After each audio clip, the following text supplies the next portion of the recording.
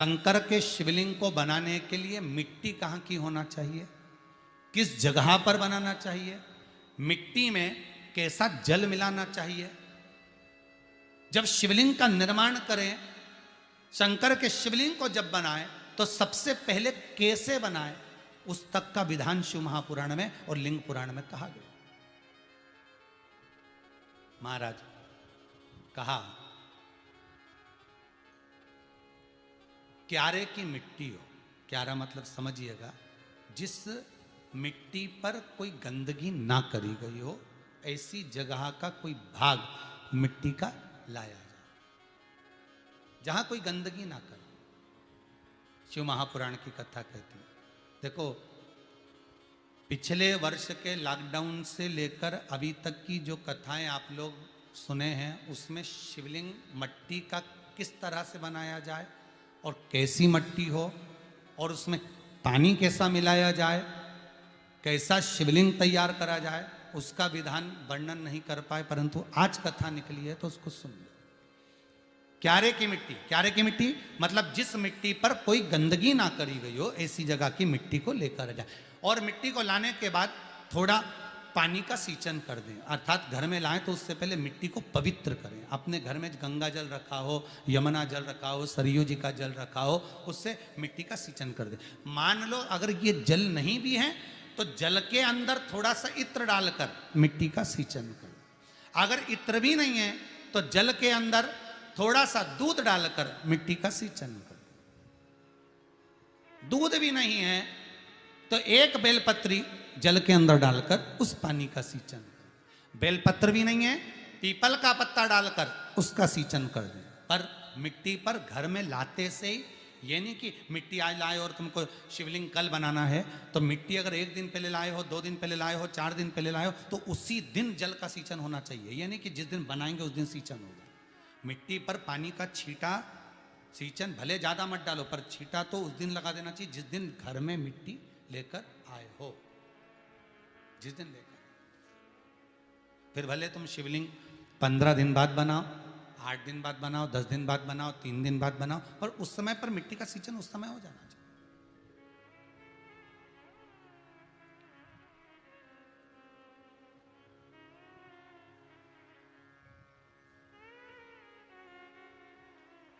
फिर कहा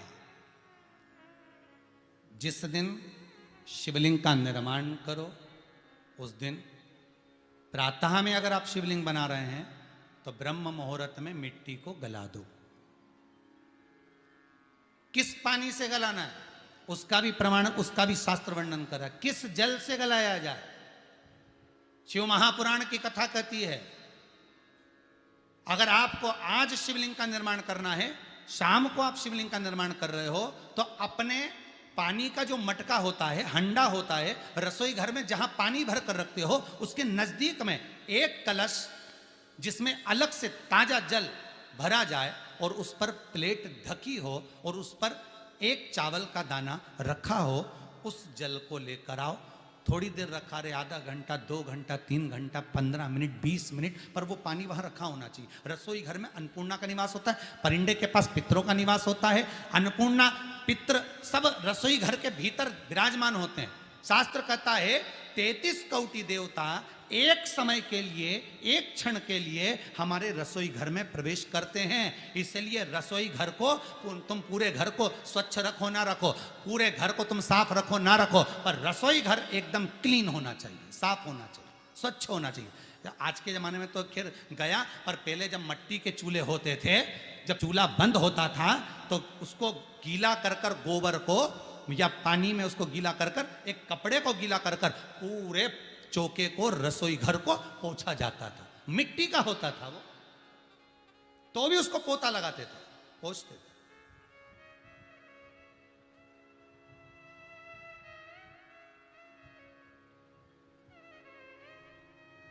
तो पहला क्रम है पार्थिव शिवलिंग का निर्माण। सावन के महीने में अगर आप शिवलिंग बनाते हैं, सोमवार को शिवलिंग बनाते हैं, तो नियम ध्यान रखिएगा महाराज, लिंग पुराण से है ये, इसका नियम ध्यान रखिए। क्या करना है, मिट्टी को लाना है, जल का छींटा देना, छींटा जरूर देना, घर में लेकर आए और जल का छींटा होना जरूरी है।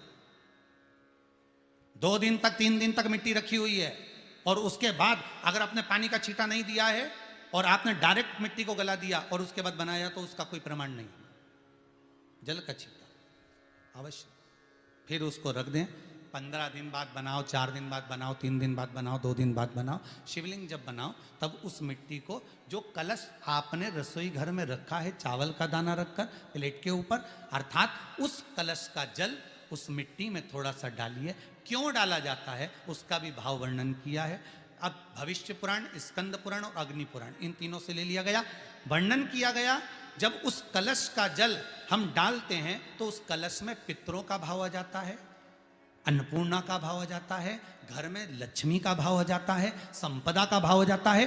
पूरे 24 घंटे के अंदर एक क्षण के लिए रसोई घर में 33 कोटि देवता आते हैं, तो वो देवता का सारा भाव उस कलश के अंदर आ जाता है। और वो जल जब हम उस मिट्टी में मिलाते हैं तो गंगा, यमुना, सरयू, सरस्वती, ये 33 कोटि देवता में, तो इन सब का आनंद उस जल में आ जाता है। और वो जल जब हम मिट्टी में मिलाते हैं तो मिट्टी पवित्र हो जाती है, स्वयं कैलाश अधिपति को स्वीकार करने के लायक हो जाती है, निर्मित करने के लायक हो जाती है।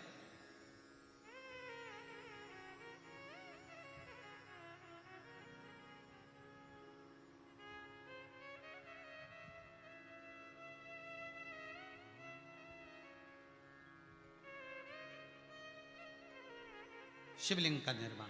अब शिवलिंग का निर्माण कैसे करना? मिट्टी में गला दिया पानी में। सबसे पहले शिवलिंग बनाने से पहले पात्र जो होता है उसके नीचे एक बेलपत्र रखी जाती है। क्या रखना है? एक बेलपत्र।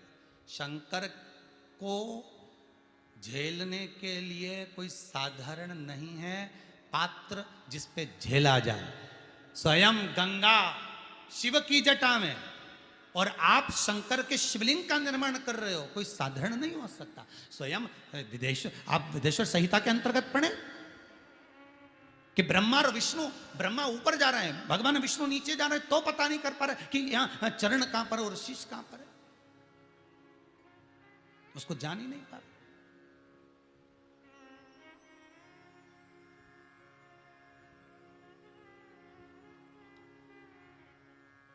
बस एक बेलपत्र,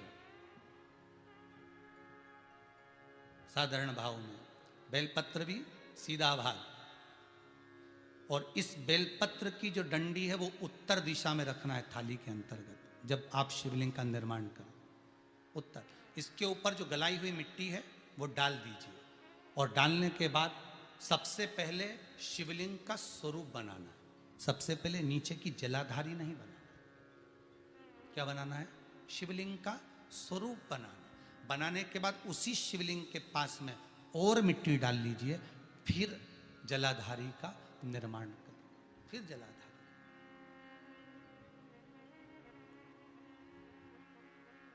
शिवलिंग जलाधारी निर्मित हो गई। शंकर जी का संपूर्ण परिवार शिवलिंग में रहता है, आपको पहले भी कहा। भगवान भूत अधिपति भूतेश्वर, भगवान शिव का संपूर्ण परिवार शिवलिंग में, पहले भी कथा में कहा, आज फिर आपको वर्णन कर देते हैं। जैसे ये जलाधारी है गोल, ये चरण है, ये शिवलिंग है। ये जो गोल भाग है जहां पर भगवान शंकर का शिवलिंग रखा है, ये पार्वती जी का हस्त कमल है।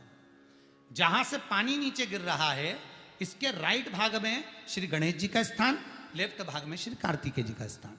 बीच में जो एक मोटी सी लाइन होती है जलाधारी में, वो पार्वती जी के सुंदर पुत्री अशोक सुंदरी का स्थान।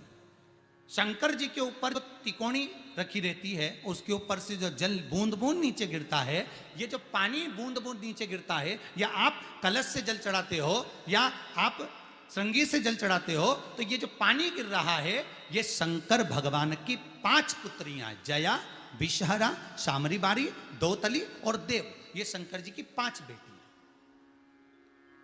5 पुत्री।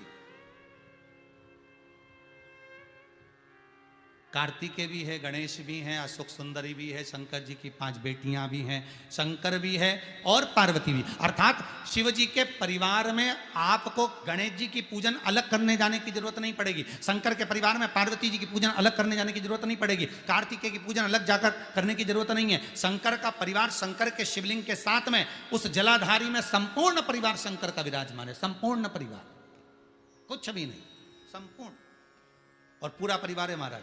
फिर वही बात आई, ध्यान दीजिएगा, जिस व्यक्ति को नींद ना आवे, रात्रि को सोते समय टेबलेट खाने की जरूरत नहीं, शंकर भगवान की 5 पुत्रियों का नाम लीजिए। जया, हाथ में जल लो, पलंग पर बैठो, जल हाथ में लिया, जया आचमन कर लो, विषहरा आचमन कर लो, शामली बारी आचमन कर लो, दौतली आचमन कर लो और देव आचमन कर लो। ये शंकर की जो 5 पुत्रियां हैं, ये ऐसी पुत्रियां हैं जो निंद्रा देवी को लेकर आती हैं और हमें विश्राम का आनंद सुख प्रदान करती हैं, हमारे नयनों पर विराजमान रहती।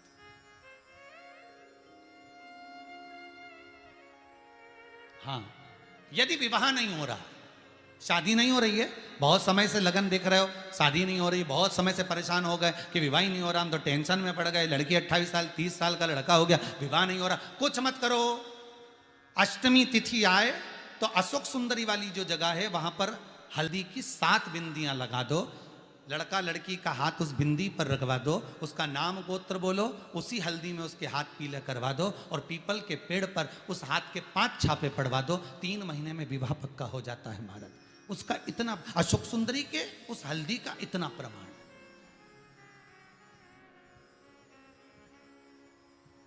3 माह के अंतर्गत विवाह नक्की होगा।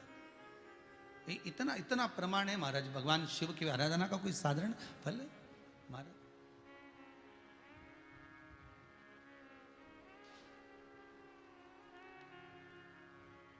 निर्मित करा शिवलिंग। एक बार सब जितने भी टीवी पर बैठे हैं, सम्मुख में कथा सुन रहे हैं, फेसबुक यूट्यूब पर सुन रहे हैं, एक बार साथ में समझें वापिस निर्माण को, शिवलिंग के निर्माण को। मिट्टी लाए, स्वच्छ जगह की, जल का छींटा दिया, रखा। जब शिवलिंग बनाया तो 1 कलश पानी पहले से 2 घंटा, आधा घंटा, 15 मिनट, 20 मिनट पहले उसको रख दिया, उसी पानी से उसको गीला करा। गीला करने के बाद उसका निर्माण सबसे पहले बेलपत्री, बेलपत्री के ऊपर मिट्टी, मिट्टी के ऊपर रखकर शिवलिंग का निर्माण, फिर जलाधारी का, जलाधारी का निर्माण और शिवलिंग का निर्माण पूर्ण होने के बाद में फिर बाबा का सुंदर भाव से आप श्रृंगार करें, अभिषेक करें, पूजन करें। और एक बात याद रखना, पार्थिव शिवलिंग का अगर निर्माण करा है तो आपको वो पार्थिव शिवलिंग को रात्रि होने से पहले विसर्जन होना जरूरी है। हाँ, अगर कोई शिवरात्रि का दिन है तो फिर आप पूरी रात रख सकते हो, हरतालिका तीज का दिन है पूरी रात रख सकते हो, बड़ी तीज है, छोटी तीज है, आप शिवलिंग बनाए हो तो आप पूरी रात रख सकते हो, विशेष कोई उत्सव है, श्रावण का महीना है, पूरी रात रख सकते हो। पर बाकी के समय अगर आप शिवलिंग का निर्माण करें तो उसको सूर्यास्त होने के पहले आप उसको नदी में, जल में, जलाशय में विसर्जन करें। बहुत ध्यान दीजिएगा, विसर्जन करते समय जब आप विसर्जन करें, पानी में अपने पात्र को, शिवलिंग को जब छोड़ें, उस समय पर ध्यान दीजिएगा कि शिवलिंग की जो जल की धार है, जिसका उत्तर की ओर जो जल की धार होती है, विसर्जन करते समय वो जल की धार अर्थात वो उत्तर का भाग हमारी ओर होना चाहिए और थाली इस तरह से पकड़ें कि वो भाग हमको जब डालें तो वो भाग हमको दिखे, थोड़ा सा नजर आए पानी में डालते समय। और जब वो थोड़ा भाग दिखता रहे, और जिस लिए आपने शिवलिंग बनाया, जिस कामना से आपने शिवलिंग बनाया है, वो कामना उस भाग को पानी में देखते देखते बोल दीजिए, वो कामना पूर्ण हो जाती है। इसको कहते हैं पार्थिव शिवलिंग का निर्माण करना और उसकी आराधना करना, उसकी आराधना।